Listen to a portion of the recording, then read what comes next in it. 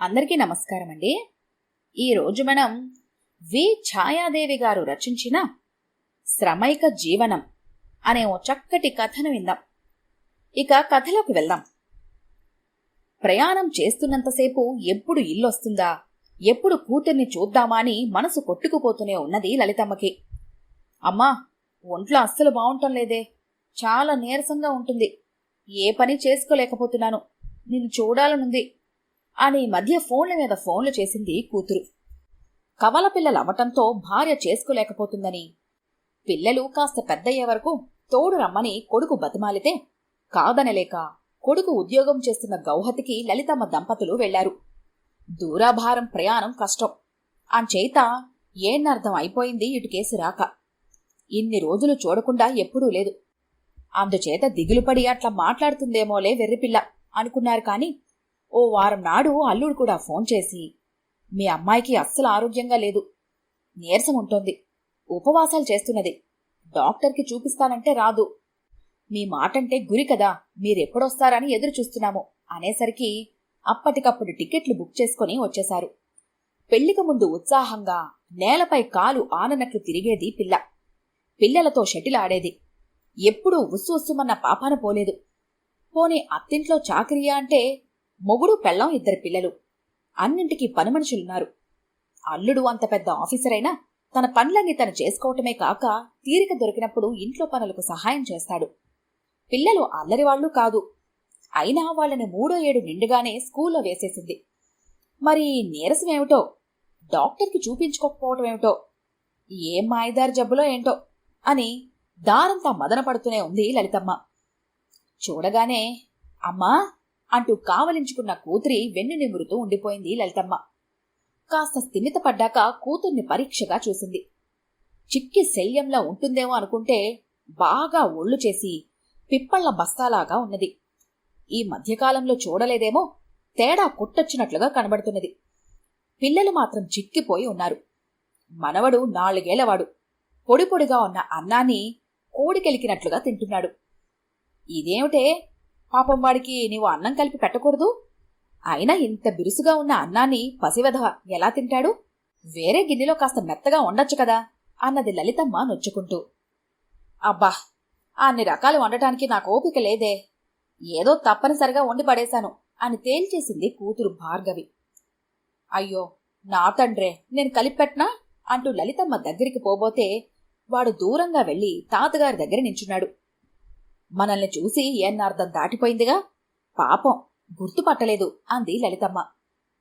అదేం కాదు, ఆ వెధవ ఆడాళ్ల దగ్గరికి రాడు, ఇంతప్పటి నుండి గీర్వాణం వెధవకి, ఆకలైతే వాడే తింటాడ్లే, నువ్వు ఊరుకో అంది భార్గవి. ఆ రోజు పెద్దవాళ్ళందరికీ గురువారం కాబట్టి అల్లుడు అందరికీ ఫలహారాలు బయట నుండి తెచ్చాడు.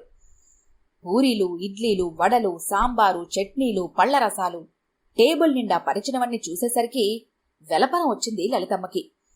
వద్దంటే బాగుండదని 2 ఇడ్లీలు 1 వడ మాత్రం తీసుకుని యువతలకి వచ్చి కూర్చొని తిన్నాననిపించింది. భార్గవి మాత్రం శుభ్రంగా అన్నీ లాగించి పెద్ద గ్లాస్తో జ్యూస్ తాగేసింది.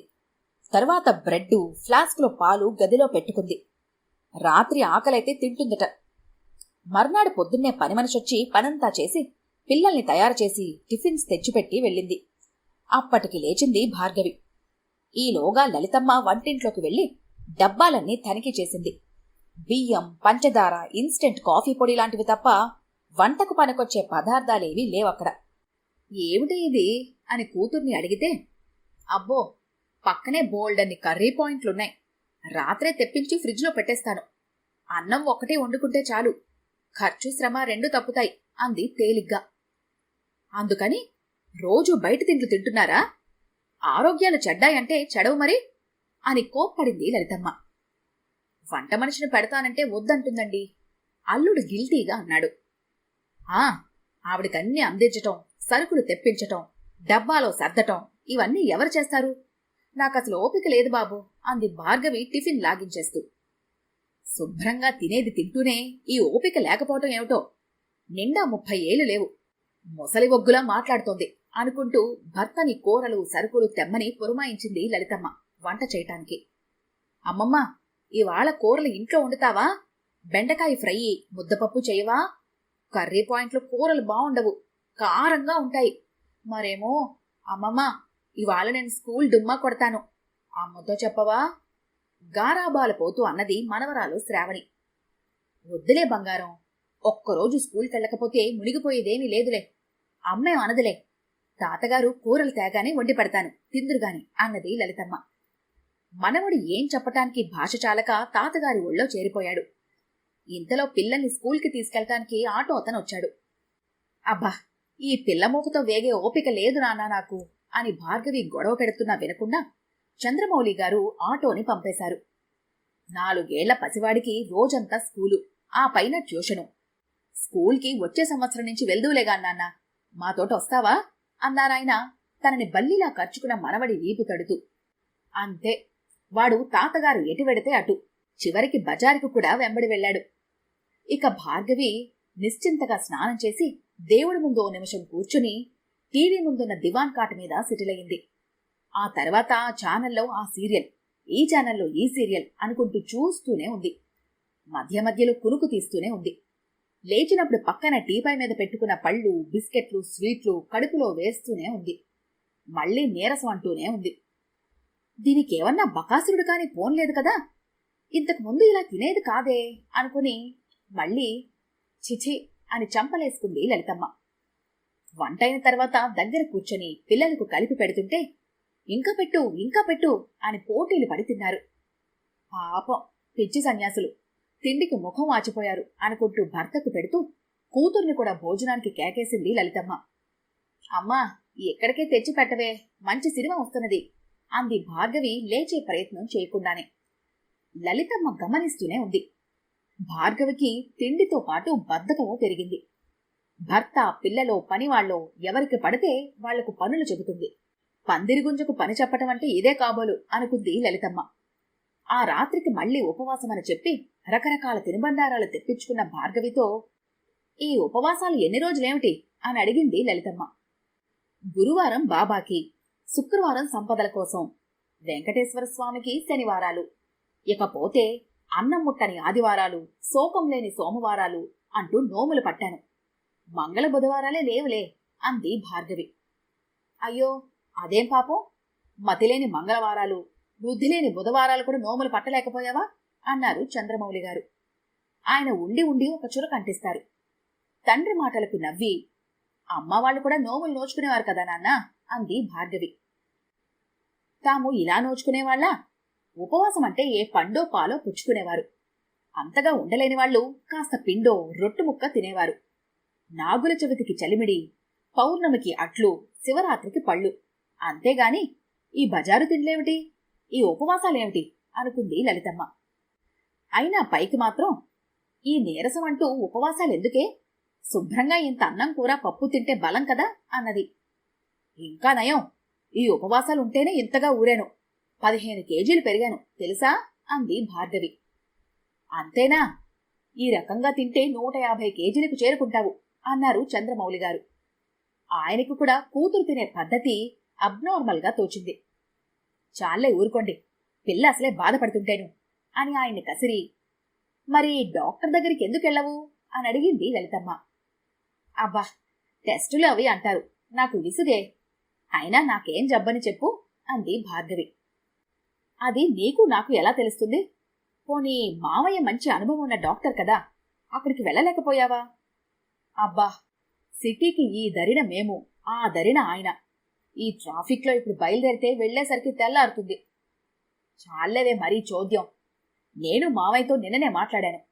2 రోజులు ఉండేటట్లుగా వస్తే అన్ని టెస్టులు చేయిస్తానన్నాడు. అల్లుడు గారికి కూడా సెలవులే కదా, మనమందరం రేపు పొద్దున్నే వెళ్తున్నాం అంతే అంది లలితమ్మ. మేమంటే పెద్దవాళ్ళమయ్యామనుకో, నీకే చిన్నదానివి, ఒక్కసారన్నా వచ్చి చూడవా భార్గవి అని నిష్ఠూరం ఆడుతున్న అత్తయ్యతో, ఒంట్లో అస్సలు ఓపిక ఉండటం లేదత్తయ్య, తగని నీరసం, ఎక్కడికి చివరికి గుడికి కూడా వెళ్ళటం లేదు. పెద్దవాళ్లైనా కాని నాకంటే మీరే నయమనుకో అత్తయ్య అంటున్న భార్గవిని తేరిపారా చూస్తూ ఆమె మాటలు వింటున్నాడు డాక్టర్ రామారావు. తర్వాత చెల్లెల్ని అడిగి మరికొన్ని వివరాలు తెలుసుకున్నాడు. ఆ తర్వాత పక్కనే ఉన్న తన క్లినిక్కి తీసుకెళ్లి టెస్టులు చేయించాడు. ఆ మరునాడు భోజనాలై అందరూ కూర్చున్నప్పుడు చెప్పటం మొదలుపెట్టాడు. భార్గవి, నేను చెప్పేది జాగ్రత్తగా విని అర్థం చేసుకో. పూర్వం అంటే నా చిన్నతనంలో కూడా ప్రతి వాళ్ళు ఒళ్ళోంచి కష్టపడి పనిచేసేవాళ్లు. ఏమీ లేని ఆడవాళ్లు పొలాల్లో పనిచేస్తుంటే బాగా ఉన్నవాళ్లు కూడా పప్పులు విసురుకోవటం, పిండి రుబ్బి వడియాలు అప్పడాలు పెట్టుకోవటం, పచ్చళ్లు పెట్టుకోవటం ఇలాంటి పనులన్నీ తీరిక లేకుండా చేసుకునేవారు. ఎక్కువగా పనిచేయలేని పెద్దవాళ్లు సాత్వికాహారం మితంగా తింటూ నియమనిష్టలతో దైవచింతనతో పగలు నిద్రించకుండా ఉపవాసాలు చేసేవాళ్లు. కార్తీక మాసం మాగుడు కాలం అంటే చెలికి తిండి అరగదు, అందుకే ఉపవాసాలు. ఇప్పుడు ఒళ్ళొంచే పని లేదు, ఆహార నియమాలు అసలే లేవు. నీ సంగతే చూడు, పెళ్లికి ముందు ఎంత హుషారుగా ఉండేదానివి. స్పోర్ట్స్ ఛాంపియన్ కదా నువ్వు. కాలేజ్ యాక్టివిటీస్ అన్నింటిలో లీడింగ్లో ఉండేదానివి.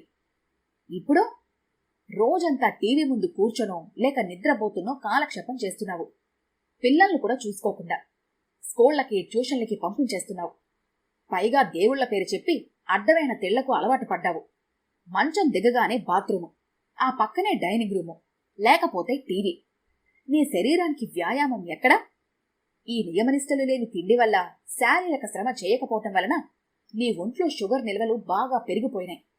అందుకే ఈ ఒబెసిటీ.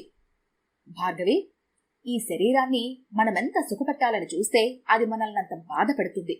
గుర్తుపెట్టుకో. కనుక ఇకనైనా ఆహార నియమాలు పాటిస్తూ చక్కగా ఒళ్ళొంచి పనులు చేసుకో. నీ పిల్లల పనులు పనివాళ్లకు అప్పచెప్పక నీవే చేసుకో. ఉదయాన్నే లేచి వాకింగ్, తోట పని చెయ్యి. ఇంకా తీరుకుంటే సోషల్ వర్క్ చెయ్యి. ఆ టీవీని అమ్మేయ్, లేకపోతే డస్ట్బిన్లో పడే అన్నాడు. ఆ తరువాత తాను పీట మీద కూర్చోలేను అంటే కుర్చీ మీద కూర్చోబెట్టి వంగి కాళ్లకు పసుపు రాసి బొట్టు పెట్టి పట్టుచీర చేతిలో పెడుతున్న 70 ఏళ్ల అత్తయ్యను, అన్నా వదినల కాళ్లకు వంగి నమస్కరించి చలాగ్గా పిల్లవాడిని చంకనేసుకున్న 58 ఏళ్ల తల్లిని చూస్తూ ఆలోచనలో పడింది భార్గవి. ఈ కథ కనుక మీకు నచ్చినట్లయితే లైక్ చేయండి, షేర్ చేయండి.